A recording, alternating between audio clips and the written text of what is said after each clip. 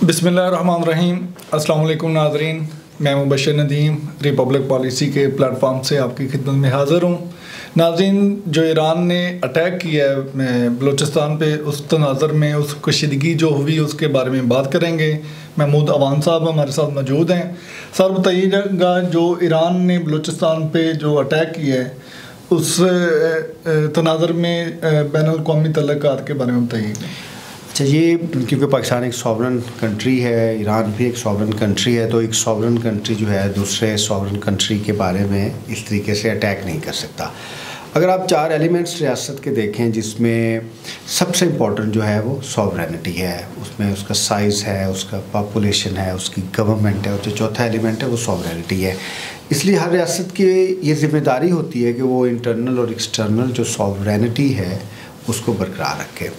तो मैं ये समझता हूँ कि ये जो अटैक है, it is an attack on the sovereignty of Pakistan, और पाकिस्तान के पास पूरा इख्तियार है अंडर इंटरनेशनल लॉ कि वो अपनी सॉवरेनिटी को ना सिर्फ डिफेंड करे बल्कि उसको एक्सटेंड भी कर सकता है उस हद तक जहाँ से उसकी सॉवरेनिटी को चैलेंज आया। किसी भी एतबार से मैं समझता हूँ कि जो ईरान का ये एक्ट है, ये एक्ट ऑफ इंटिमिडेशन है, इर्रिस्पॉन्सिबल है, और इसको किसी लिहाज से भी इंडोर्स नहीं किया जा सकता। और इससे बढ़ के पाकिस्तान के पास ये राइट है अंडर इंटरनेशनल लॉ कि वो इसको रिस्पॉन्ड करे। जिसका आज एक मुजाहरा ये भी हुआ है कि जो उनके सफ़ीर हैं ईरान के वापस बुला लिया पाकिस्तान ने अपना, और उनके सफ़ीर को कहा है कि वो चले जाए। लेकिन क्योंकि ये रिटेलिएशन का इशू है, पाकिस्तान हैज़ बीन बॉम्ब, तो accordingly Pakistan should take the decision, लेकिन बड़ा वो मेजर्ड और बड़ा कैलकुलेशन होना चाहिए। सर वापस बुला लेना ये काफ़ी है। अच्छा, ये बड़ी इट्स अ गुड स्टार्ट, लेकिन आप देखें इसकी इम्प्लीकेशंस के बारे में हमने बात करनी है, क्योंकि ये इसमें पाकिस्तान और जो ईरान है उनका उसका आपस में रिलेशन, फिर जो मिडल ईस्ट की पॉलिटिक्स है उसकी, फिर इस्लामी दुनिया की, और रीजनल और एट लार्ज जो इंटरनेशनल पॉलिटिक्स है या जो इंटरनेशनल रिलेशन हैं वो भी इसमें इन्वॉल्व होंगे। मेरे ख्याल में मैं समझता हूँ ये एक चिंगारी है जिसको किसी सूरत में ईरान को इस्तेमाल नहीं करना चाहिए था। ईरान खुद एक प्रॉब्लम में है मिडल ईस्ट में। लेकिन अगर आप ईरान को देखें तो ईरान की जो पॉलिटिक्स को देखें 1979 से, तो वो एक एक्सपेंशन के ऊपर, विजन के ऊपर कॉलोनियल नेचर की है। बहुत सारे अरब ममालिक ऐसे हैं मिडल ईस्ट की पॉलिटिक्स में इनकी इंट्रूजन्स रहती हैं। पाकिस्तान को इस तरीके से इंट्रूड करना ये पाकिस्तान की सॉवरेनिटी को पूरा चैलेंज है। अच्छा सर, जो फॉरेन ऑफिस ने बयान दिया है इस मिसाइल अटैक के बाद, उसके बारे में आप क्या कहते हैं? To begin with it is good. Pakistan ने उसमें कहा है कि जो कॉन्सिक्वेंसेस होंगे उसकी अब जो रिस्पॉन्सिबिलिटी है वो ईरान के ऊपर आएगा। अच्छा, इससे बढ़ के अगर आप इसको देखें कि एक नेशन टू नेशन रिलेशंस भी देखें, अभी हम इसका इंटरनेशनल एडमिनिस्ट्रेटिव रिलेशंस को एक साइड पे रखते हैं। आज पाकिस्तान में जो ईरान के बारे में सेंटिमेंट है वो बहुत ही नेगेटिव है, और बनता भी है। एक सेंस ऑफ बिट्रेयल है कि जो ईरानियन फॉरेन मिनिस्टर पाकिस्तान से मिल रहे हैं, जो एक बैक चैनल डिप्लोमेसी चल रही थी, इसमें ज़ाहिर है अफ़गानिस्तान में जो हुकूमत है उसका तनाज़ुर भी पाकिस्तान को जब आपने ईरान के साथ डिस्कशन करना है तो उसके 3-4 एंगल्स लाजमी देखने हैं।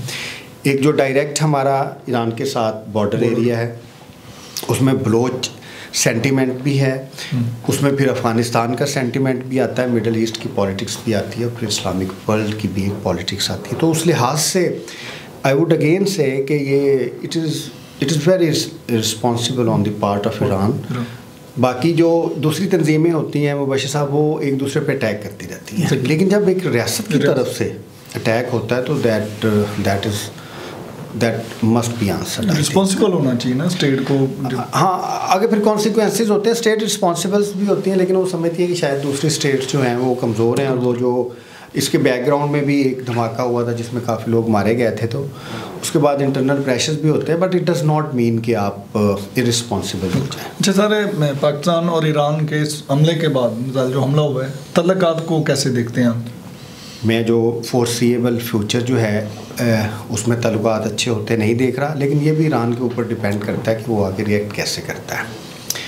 पाकिस्तान चाहेगा कि पब्लिकली या ईरान कम अज़ कम ये जो वाक़या है इसके ऊपर पाकिस्तान से माफ़ी मांगे, दूसरी कंपनसेशंस होती हैं, डिप्लोमेटिक कंपनसेशंस होती हैं, डिप्लोमेटिक एडजस्टमेंट्स होती हैं, वो हों।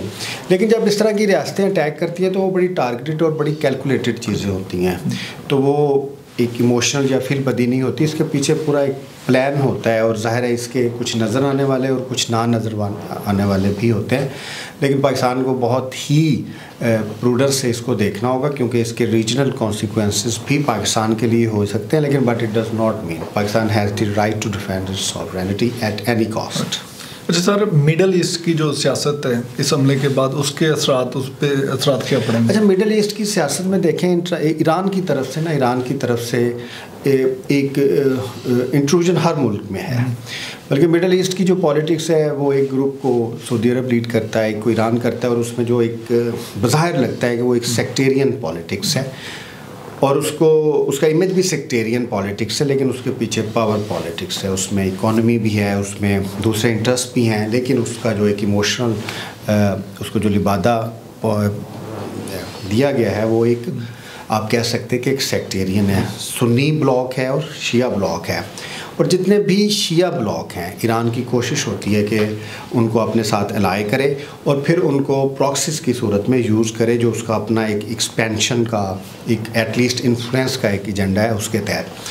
तो मैं इससे ज़्यादा बात नहीं करूँगा ईरान की क्या पॉलिटिक्स है या नहीं है। मेरा गर्ज ये है एज ए पाकिस्तानी, या जो हमारा थिंक टैंक है जिसने इसके ऊपर एक आर्टिकल भी बड़ा अच्छा लिखा है कि पाकिस्तान को हर लिहाज से अपनी सॉवरेनिटी जो है वो गार्ड ज़रूर करनी चाहिए।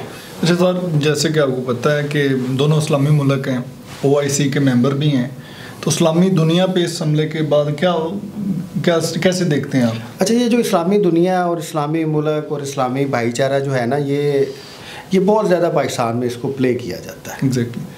अच्छा, ये मैं अब कहना नहीं चाहता, ये एक अच्छा क्वेश्चन की हद तक तो है, लेकिन अगर आप देखें तो मिडल ईस्ट में सारी लड़ाई इस्लामी ममालिक की आपस में है ना, तो वो सारा ही है। हाँ, ये एक अच्छा कॉन्सेप्ट भी है और एक अच्छा एक क्वेश्चन की हद तक तो अच्छा क्वेश्चन है, लेकिन बायलैटरल एक primarily it is a bilateral issue between Iran and Pakistan.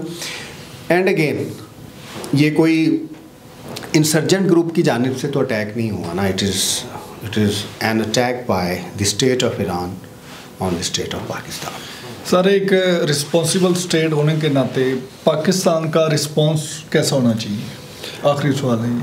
अच्छा, जो रिस्पॉन्सिबल स्टेट होती हैं, क्या वो रिस्पॉन्सिबल रिस्पॉन्स को रिस्पॉन्सिबली उनको देना चाहिए? नहीं देना चाहिए। देखिए, it's a matter of sovereignty. अगर आप रियासत के 4 एलिमेंट्स देखते हैं जिसकी मैंने पहले बात की है, जिसमें पॉपुलेशन है, एरिया है जिसको हम साइज़ कहते हैं, गवर्नमेंट है, चौथा ये है सॉवरेनिटी के बगैर रियासत नहीं है। बाकी अगर कोई एलिमेंट नहीं भी है तो वो रियासत की डेफिनेशन पे आता है। Without sovereignty there is no state. तो पाकिस्तान की सॉवरेनिटी पे अटैक हुआ है तो Pakistan has the right to attack, तो रिस्पॉन्सिबिलिटी यही है कि पाकिस्तान भी फिटिंगली आंसर दे इसका। Thank you so much Mahmood Awan साहब। नाज़रीन, ईरान और पाकिस्तान के तल्लुकात और जो हालिया उन्होंने अटैक किया मिसाइल, उसके बारे में आपको आगाह किया। उम्मीद करते हैं कि आज का प्रोग्राम आपको अच्छा लगा होगा, और अगर अभी तक आपने हमारा चैनल सब्सक्राइब नहीं किया तो आपसे गुजारिश है कि हमारे चैनल को सब्सक्राइब करें और कमेंट सेक्शन में जाके अपनी आराज़ से हमें मुस्तफ़ीद फरमाएं ताकि हम अपने प्रोग्राम को बेहतर कर सकें। अल्लाह हाफिज़।